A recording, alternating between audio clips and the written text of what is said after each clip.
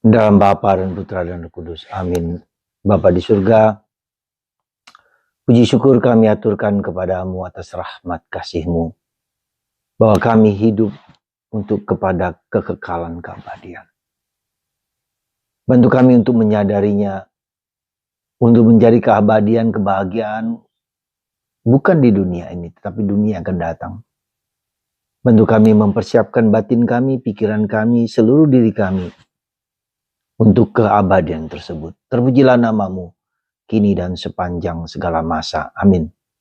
Para saudara, tidaklah mudah kita pada zaman ini berpikir tentang keabadian, tentang kekekalan. Dan untuk apa kita hidup? Tujuan hidup kita untuk apa?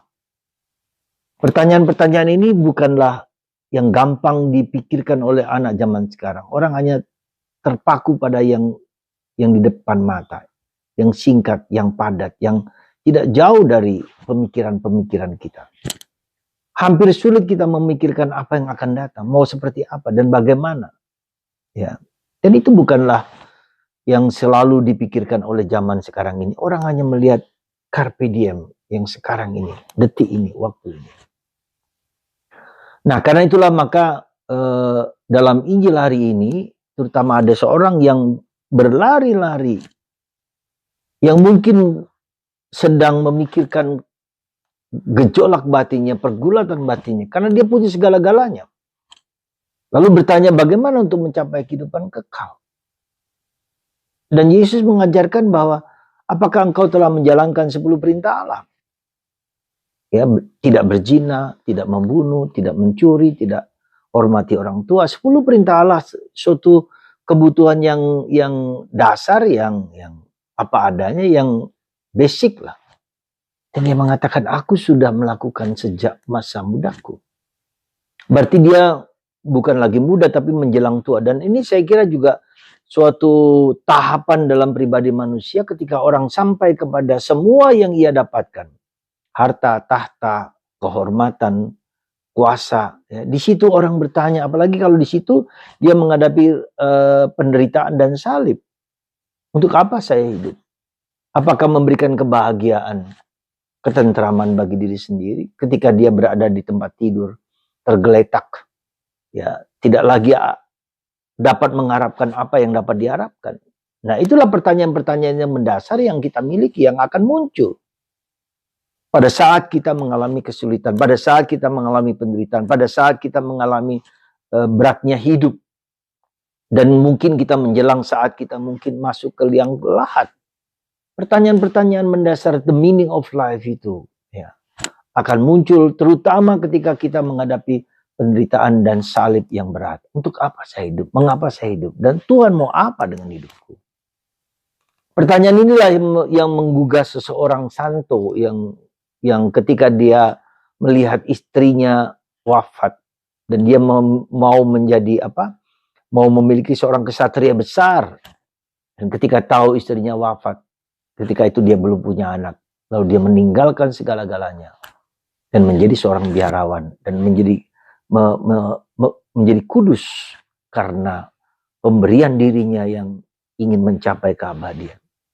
Apakah kita punya pikiran seperti itu? Walau halam, akan susah. Ya, terutama untuk anak muda, terutama bukan hanya anak-anak, orang-orang setengah umur. Ketika sudah mencapai tahapan kehidupan yang demikian, lalu orang bertanya, apalagi kalau ada penderitaan, ada salib, untuk apa saya hidup? Nah, bisa saja orang karena keputusasaan maka dia bisa frustrasi, ya. Lalu bisa juga ada orang yang cenderung menjadi dalam tanda petik maaf mungkin bunuh diri karena frustrasi, nggak bisa berbuat apa-apa. Tapi dalam iman, saudara, justru inilah titik krusial, ya, titik penting kita belajar mencari apa yang abadi, apa yang kekal.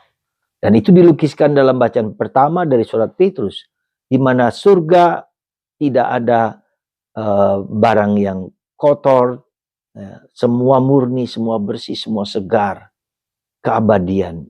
Ya, itulah tantangan kita di zaman ini. Semoga Anda dan saya berani menempuh dan menegaskan, berani bertanggung jawab dan berani ngambil keputusan untuk mencari kebenaran hidup, akhir hidup, destinasi of life, dan berusaha melakukan yang terbaik yang bisa kita lakukan demi kepentingan orang lain, demi kepentingan sesama. Dan begitu banyak orang yang meninggalkan segala sesuatu ya untuk mencapai surga itu. Dan banyak orang juga terperangkap di dalam situasi yang demikian, tidak berani ngambil keputusan apapun. Semoga kita seperti Santo Fransiskus Assisi, kita seperti Santo Ignatius Loyola dan banyak orang kudus lain meninggalkan segala sesuatu untuk mencari kebenaran sejati, kekekalan dan keabadian. Tuhan memberkati Anda semua dan saya, supaya hati kita tergerak untuk mencari kebenaran. Berkat Tuhan atas Anda semua, Bapa, Putra, dan Roh Kudus. Amin.